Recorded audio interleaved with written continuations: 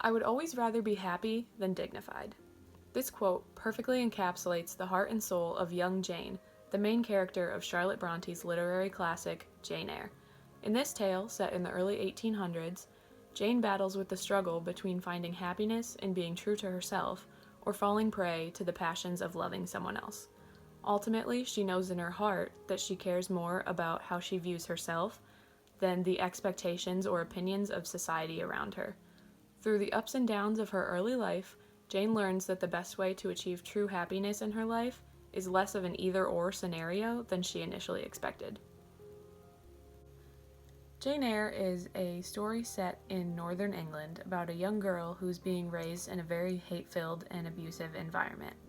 She is an orphan and she's being raised by her aunt and her cousins who consistently abuse her and belittle her and just treat her horribly.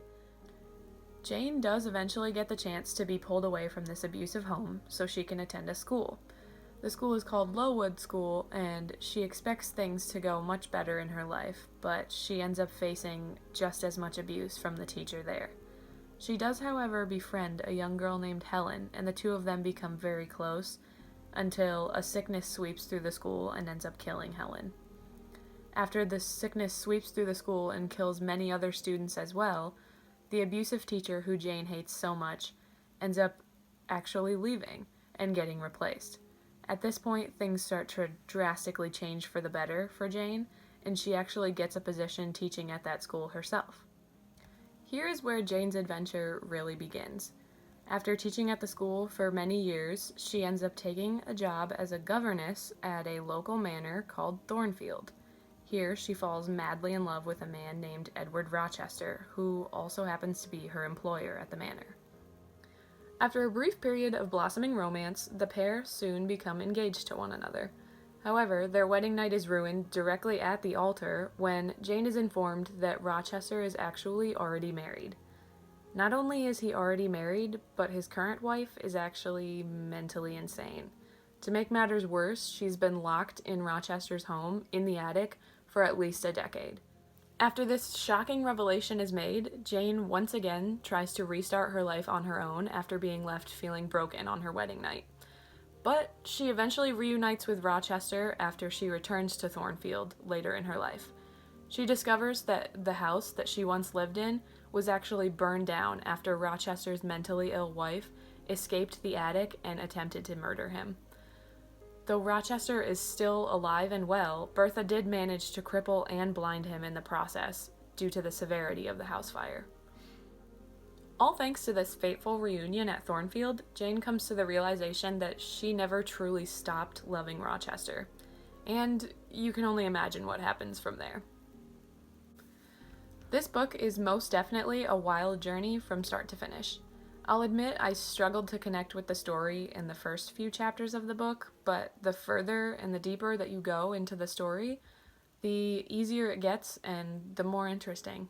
As a classic novel, the language tends to be a bit more sophisticated and harder to grasp, which just encourages readers to take their time to really understand and comprehend what the author is trying to say.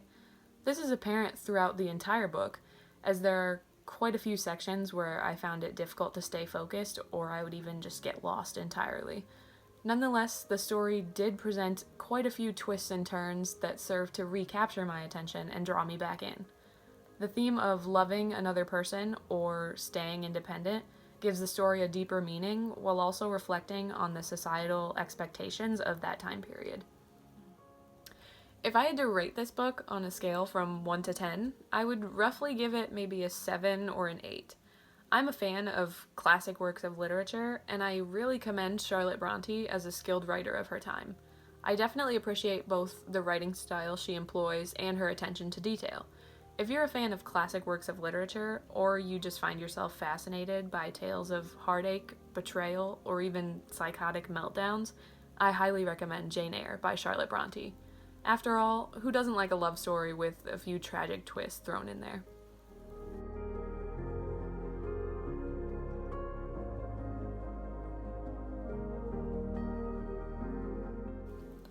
My love for Linton is like the foliage in the woods. Time will change it, I'm well aware, as winter changes the trees. My love for Heathcliff resembles the eternal rocks beneath, a source of little visible delight, but necessary. Have you ever loved someone so much that you let it completely cloud your judgment? That pretty much sums up the romance between wealthy, upper-class Catherine Earnshaw and poor orphan boy Heathcliff. In the story of Wuthering Heights, written by Emily Bronte, the pair are so infatuated with their supposed love for one another that they feel that they are inseparably connected. However, this love story goes tragically downhill when Catherine chooses wealth and social status over her true love, leaving Heathcliff to pick up the remains of his shattered heart. Wuthering Heights is the tale of a young girl named Catherine Earnshaw and her twisted romance with Heathcliff, a young orphan boy who was brought into the Earnshaw estate sometime in the late 1700s. The pair quickly become the best of friends, much to the chagrin of Catherine's brother Hindley. Though Mr. Earnshaw loves Heathcliff, he eventually does die, which leaves Heathcliff and Hindley to just openly hate each other. Soon after the death of Mr. Earnshaw, the Earnshaw children come into contact with Edgar and Isabella Linton, who live at a place called Thrushcross Grange.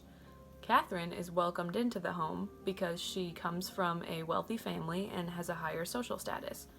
On the other hand, Heathcliff is shunned by the family because he is an orphan boy and he's much poorer. Catherine starts to grow close to Edgar during their time at the Grange, which leaves Heathcliff in a jealous rage. Eventually, Heathcliff ends up leaving the Grange entirely after he hears Catherine say that marrying him would be much too degrading, and she eventually decides to marry Edgar, presumably for the money more than anything else. So in time, Heathcliff decides to marry Isabella, who's Edgar's sister, while Catherine ends up giving birth to a child, who is also named Kathy, and then she dies. Now filled inside with a hateful desire for revenge because of his love lost, Heathcliff seeks to completely destroy Edgar's life.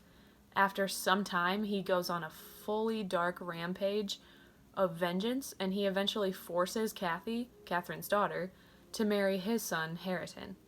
Even then, he still can't let go of the past, and he sees Catherine's ghost pretty much everywhere he goes. He wants more than anything to reunite with the one woman he has never stopped loving. The entire story of Wuthering Heights is actually recounted through the writings of a man named Lockwood, as we learn at the beginning of the book, who is documenting the story as it's told from the perspective of his housekeeper, Nellie Dean. This unique writing style allows the reader to step into the shoes of Lockwood, as he too is experiencing the story for the first time, since he's not technically a main character in the actual story. I have to say that I really did admire the way that the author, Emily Bronte, chose to tell the story from an outside perspective looking in. It changes the way that everything is viewed and provides a really interesting outlook on the story of this doomed pair. Bronte's diction and her writing style are beautiful. They paint the most vivid and romantic scenes within the minds of her readers. On a scale from 1 to 10, I'd have to give this book maybe an 8. The story held my attention and it continued to surprise me time and time again. In all honesty, Emily Bronte created such entertaining and detailed characters that I was shocked by how much emotion I felt as I followed their lives throughout this entire book. I felt a perfect mixture of appreciation, pity, and utter hatred as I watched the characters face challenge after challenge in an effort to find happiness. I would recommend this book to others, though I have to warn you, it's pretty much a guarantee that you're going to feel extreme levels of rage and disgust by the choices and actions of Catherine and Heathcliff through the book. Again, I have to give props to Emily Bronte for creating such truly despicable characters. Much like the story of Jane Eyre by Charlotte Bronte, the main characters in this novel are faced with a decision when it comes to love. It's essentially a choice between following after the love of your life or fulfilling your own personal desire or need, such as independence for Jane or wealth for Catherine. There are some differences between the two stories, however, seeing as Jane Eyre is left with a much more hopeful future with her true love, despite all of the hardships and struggles that it took to get to that point. On the other hand, Catherine never gets to marry Heathcliff, her true love, and instead chooses to marry for comfort and wealth. Love stories are a classic and timeless theme throughout literature, but this story isn't exactly the happily ever after you'd imagine. If you've got an eye for tales of bitter betrayal and hauntingly obsessive vengeance, then look no further than the so called love story of Wuthering Heights.